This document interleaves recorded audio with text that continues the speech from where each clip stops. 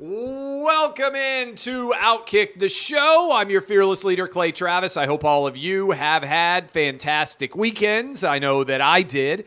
We got a lot of different things to dive into as we roll throughout the Monday edition of the program. Right off the top, and I know a lot of these games are going on right now. Every year for the past several years, I have come to this conclusion, and every year I'm further convinced that I am in the right here, and that is right now, college baseball is the most underrated sport that is phenomenal in the entire country. Now, not saying it's the best sport, all right? Most underrated sport. And today, and a lot of you are probably watching, but also a lot of you probably didn't know this, there are at least 9 different games that are elimination games. A lot of these games are going on right now as I speak to you, involving big brands, lots of talented teams going on all day today. 9 of them, potentially 10, depending on what ends up happening in the Arizona-Ole Miss game and whether they have to play 2 games.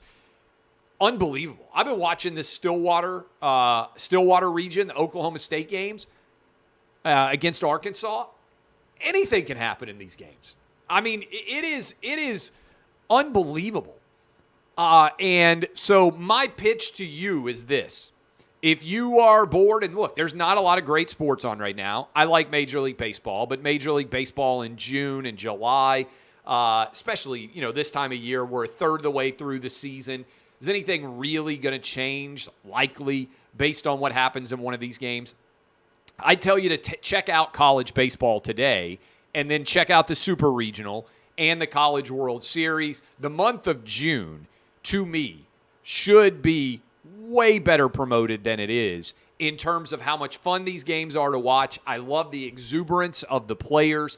If you are someone who thinks baseball sometimes is boring, the amount of runs being scored, the amount of just sheer chaos that can happen in an individual game is off the charts. And so if you're not watching, I would encourage you to check it out all day today. 9 different elimination games that are going on. And I think if you do, you will really enjoy it. Several other things I want to get into here.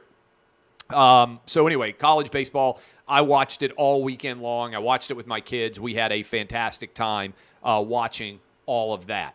I have a column up today. If you haven't checked it out, maybe I'll talk about it in more detail tomorrow because I'll still give people an opportunity to go read that column.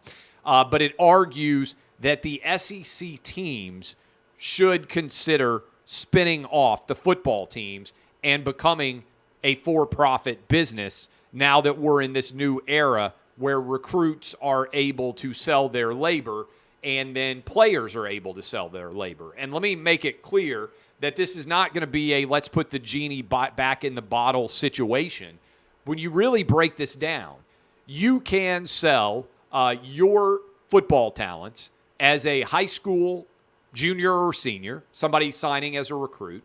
You can then go into the transfer portal after your freshman or sophomore year and demand another new contract and go to a new team. And then if you graduate, you can get the grad transfer exemption.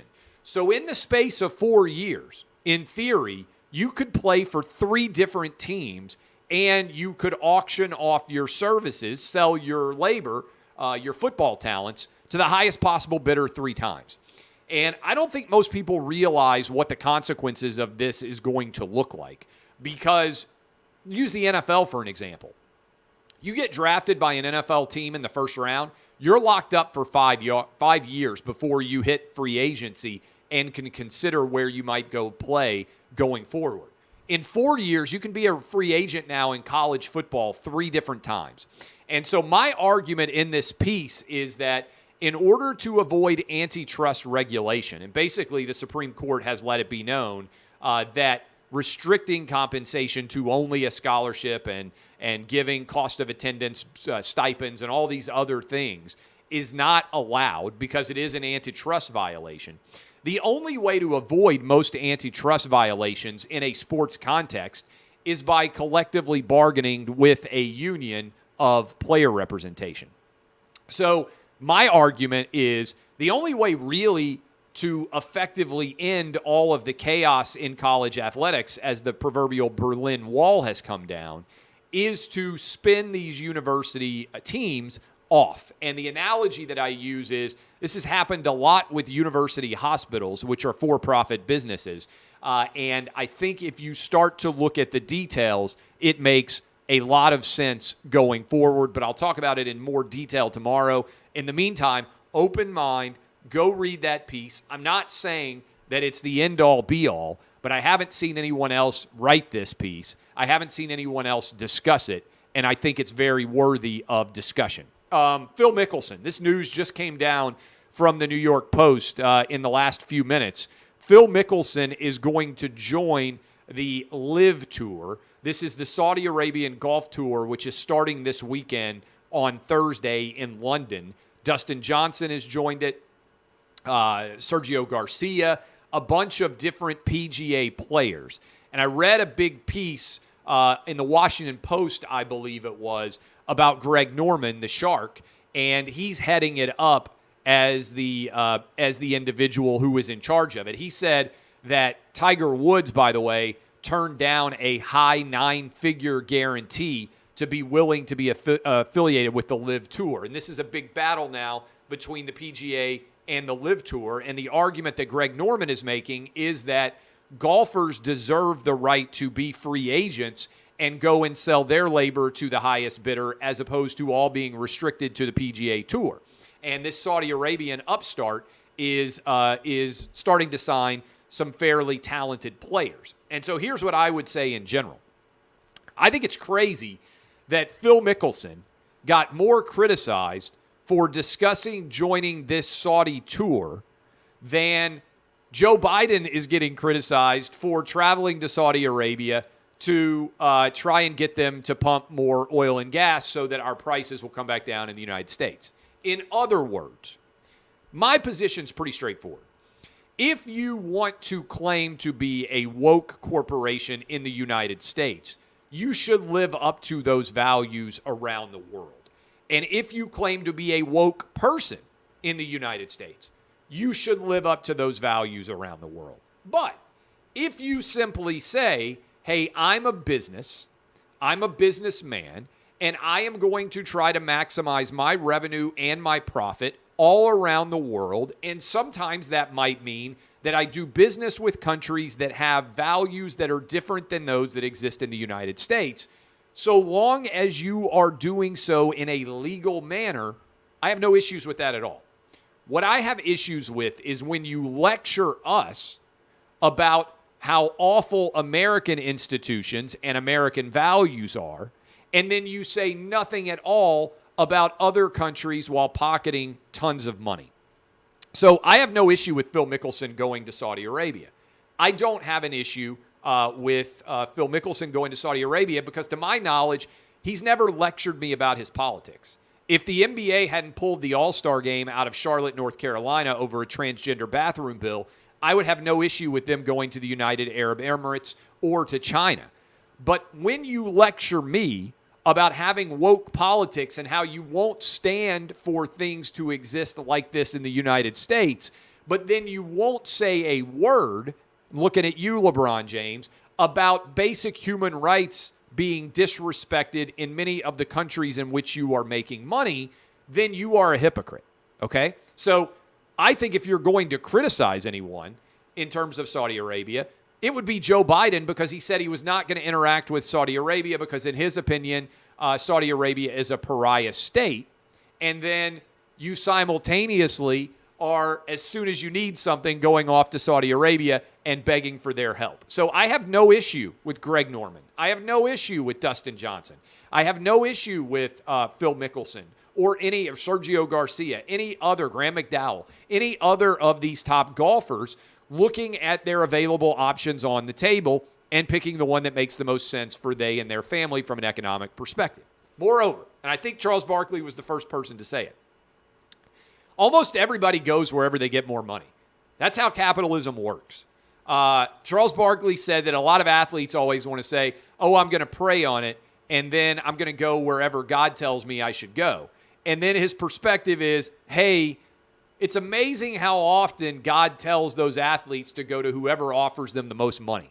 Our first guy I remember saying this was Reggie White, who was a legitimate reverend, great defensive end, ended up going to the Green Bay Packers as a free agent. And he said God was going to lead him to the right choice. God led him to take the most money. That's fine, but I don't have any problem with anybody. Athletes, radio show hosts, television show hosts, plumbers, anybody who's employed out there, lawn care people, doctors, engineers, lawyers, make whatever decisions you think can maximize your overall revenue and profit for your family. And if the Live Tour is willing to guarantee way more money to professional golfers than the PGA Tour is, well, why in the world wouldn't you consider it? It's not like the PGA is perfect. And if I could make more money from going to a different organization, that's what I would do. Almost all of you out there listening to me right now, if you got a substantially more job offer from another company in order to do the same job, most of you would leave too. So I don't begrudge anybody making this choice, and I don't begrudge any company that makes this choice. What I think is infuriating is when those companies lecture us about how woke they are in the United States, and then they turn a blind eye to all woke-related issues in another country. So I think the Live Tour is going to give a real run to the PGA Tour, and I don't have a problem with the fact that the Live Tour is being funded by Saudi Arabian interests, just like, by the way, I don't have a problem with Saudi Arabian interests buying into team ownership in, let's say, the English Premier League. What I have an issue with is hypocrisy. If somebody values your labor more than somebody else, to me, you should take the opportunity to go to the place that offers you the most possible money. Celtics-Warriors going on. Warriors came out, dominated, took control in Game 2. Worth noting, Game 1, lowest-rated June Game 1 of the NBA Finals in 15 years. And the NBA's 3 lowest-rated years consecutively in the last 25 years are all in the last 3 years. 1/3 as many people watched Warriors-Celtics Game 1 as watched Michael Jordan play with the Chicago Bulls in 1998, the last NBA Finals the Bulls were involved in. Sorry, Jazz fans. In the space of basically 24 years, the NBA has lost 2/3 of its NBA Finals viewership as it pertains to the number of people watching. How did that happen? Well, I think the NBA went woke, and I think they've run away from what was their brand, which was, let's entertain everybody. NBA action is fantastic. Why did that happen? I think on a large scale, it's because LeBron James was frustrated, recognized that he was never going to be as popular as Michael Jordan, and decided to embrace a brand shift and try to turn himself into the modern-day Muhammad Ali so he would continue to have relevancy after his NBA career is over. The big difference here, of course, is that LeBron James hasn't really stood for anything controversial ever. Modern-day Muhammad Ali statements would be LeBron James coming out and saying, I don't care how much money it costs me. I believe in human rights all around the world, including in China. That's what Muhammad Ali would do. He would take a controversial stand, and he would stand for something bigger than himself. Whether you know it or not, when Muhammad Ali decided that he was not going to join and be a part of the Vietnam War draft, that was an incredibly controversial decision. Incredibly controversial. And he's since been proven right by history. LeBron James hasn't taken any stand at all. All he's done is say whatever he thinks makes him the most money in every country, and that has led to lecturing us on woke politics in America and shutting up and dribbling in China. And so I think that overall storyline has destroyed much of the goodwill that existed for the NBA. And the NBA is going to have to work hard to rebuild their brand, and I think they need the LeBron James generation to shuffle off the court and try to build around guys like Giannis and Luka going forward, with the idea being maybe Giannis and Luka, even though they're both foreign, can be a modern-day version of Magic and Larry, building up towards another great generation of basketball talent. But that is where we are right now. Big story out of Tampa Bay. Tampa Bay Rays, 5 players on that team refused to wear the pride flag on their uniforms as Tampa Bay Rays members because they said it conflicts with their religious beliefs. So they have no problem with the decisions that are being made by individuals in America to celebrate pride or to be gay or transgender or whatever. They have no issue with that. This is going to be a very intriguing story to see how it plays out. Because by and large, the sports media, which is far left-wing, rips to shreds anyone who dares to have an opinion that is not in the far left-wing arena. I understand these guys' perspectives. And I think it's far braver, regardless of what your perspective is, to be willing to do this than to simply meekly acquiesce and wear the flag on your sleeve. Now, personally, I probably would wear it. I wouldn't have any issue with it. But I also would not have any issue with anyone who chose not to do it, because I think that should be your right to make that choice as it pertains to your uniform. And so this is going to be a really fascinating story to follow to see whether or not left-wingers in sports media are willing to allow conservative, in some way, religious-based political opinions in terms of these players' decisions, while saying that Colin Kaepernick is a hero for all of the political statements that he's making. And this also is different to me than making a political statement, because they're choosing to just have their uniform be normal, right? They're not trying to make any political statement at all. They're just trying to say, hey, I just want to wear a regular Tampa Bay Rays uniform, and we will see what exactly ends up happening there. Today, 78th anniversary of D-Day. 78 years ago today, the bravest generation, the greatest generation, as Tom Brokaw labeled them, kids stepped off of those transports in Normandy and into a hail of gunfire on the beaches there, being delivered by Nazis on the hills above. I talked about this on Memorial Day, that one of the greatest experiences of my life was getting to spend an entire day driving around Normandy with a personal tour guide to be able to see all those battlefields and actually understand the geography and the tremendous bravery that these kids showed. And I say kids because a lot of them were 18 and 19 years old, to step off into the surf, into those hail of gunfires being delivered by Nazis.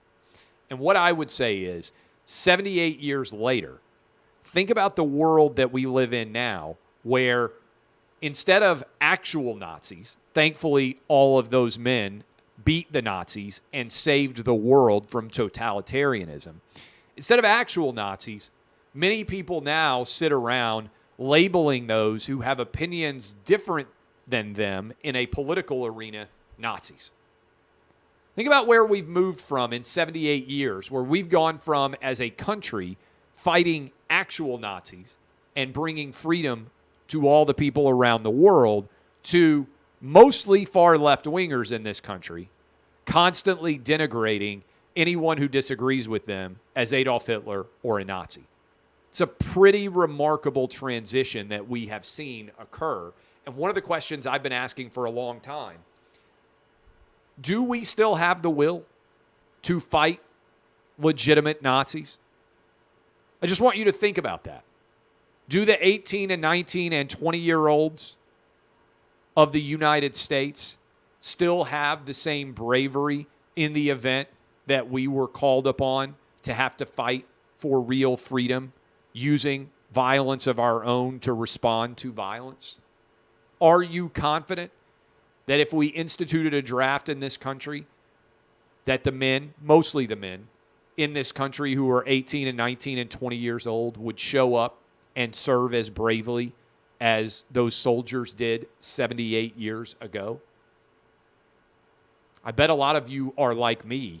You're not as confident as you would like to be that our country can actually back up words with manpower, that our arsenal of democracy may not be anywhere near as strong as it was 78 years ago. I hope that you have had the good fortune to meet World War II veterans. I certainly have had the good fortune to be able to go to the World War II museums. I've been able to talk to veterans in my own family about their service in World War II. I've been able to meet, fortunately, a lot of different veterans who served in World War II.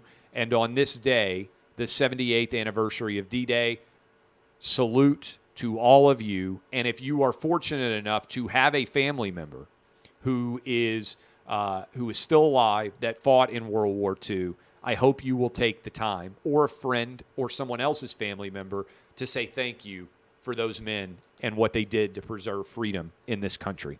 Much less serious, I went and spent the weekend, by and large, watching Stranger Things 4. The first 7 episodes, anyway. I know there's 2 more episodes to come. My verdict in general, very scary.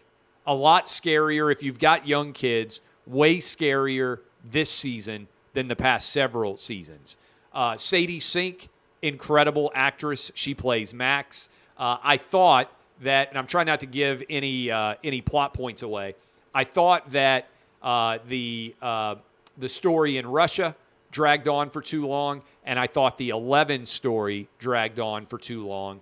But the kids in Hawkins, Indiana, remain the heartbeat of this show, the nostalgic factor of these Duffer brothers, and their ability to put on a tremendous program is absolutely fantastic. I think that all of you will enjoy this if you have the opportunity to check it out. I'm looking forward to the final 2 episodes of Season 4, and then I think they've already announced that they're going to have a Season 5 as well. Finally, we had mass shootings in Philadelphia and Chattanooga, among other places, over the weekend, and a lot of NBA players and coaches wore in gun violence shirts. Here's what I would say in general. Why can't we try to end violence? And if that is the goal, it's an important conversation to have.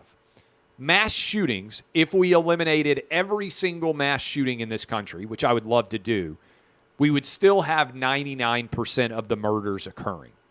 So mass shootings are awful. They get a lot of attention. But even if we were able to wave a magic wand and end mass shootings in this country, we'd still have 99% of the violence occurring. So if athletes really want to have an honest conversation about violence in this country, I'd love to have that conversation. And in particular, I think it should involve 2 things that we need to do. One, we need to actually allow the police to do their jobs. Because if you go look right now, starting in 2020 with the George Floyd protests, the minute that those protests started, police got demonized and violent crime skyrocketed all over this country. It's not a coincidence to me that as soon as police got demonized and weren't able to do their job, and a lot of them decided to go ahead and retire as they were getting attacked, that the murder rates skyrocketed all over this country. And the group, by the way, that's bearing the biggest brunt of that murder increase is inner city residents who are overwhelmingly black and Hispanic. So those are the biggest losers in terms of lives being lost as a result of the massive increase in murder and violent crime over the last 2 years. Remember, 2020, murder went up 30%, nearly 29%, I believe. The largest single year increase in murder on recorded history comparing 2020 with 2019. Things have since gotten worse in 2021, and it appears they've gotten still more worse in 2022.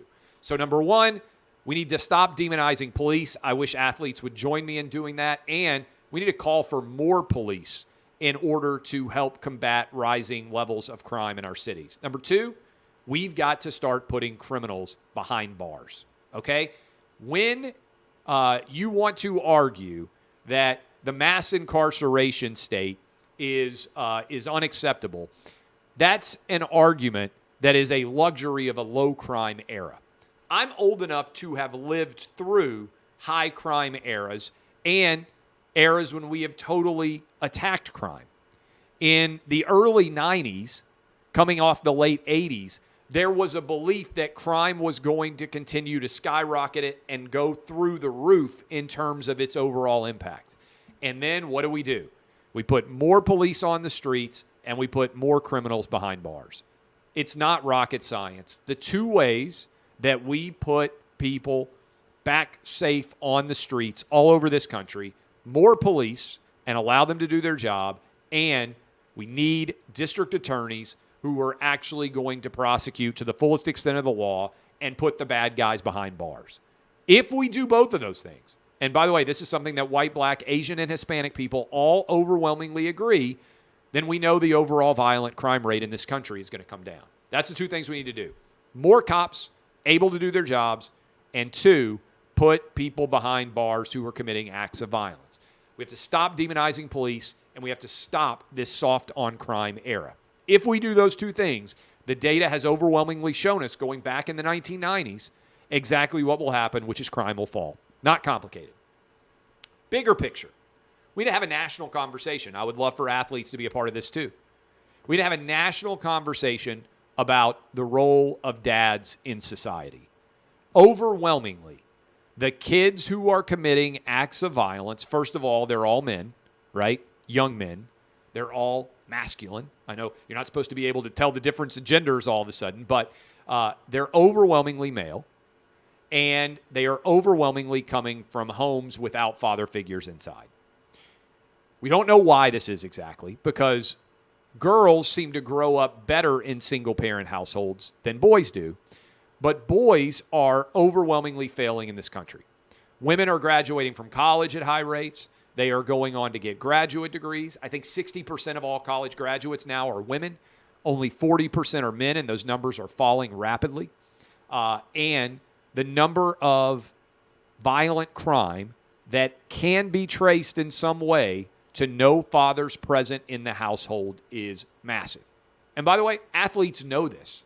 Many athletes grew up as part of single-parent households. What's one of the first things most athletes do when they become parents is most of them want to be very involved in their kids' lives because they understand that's the best way to help ensure that their kids grow up as productive members of society. We need more of them speaking out.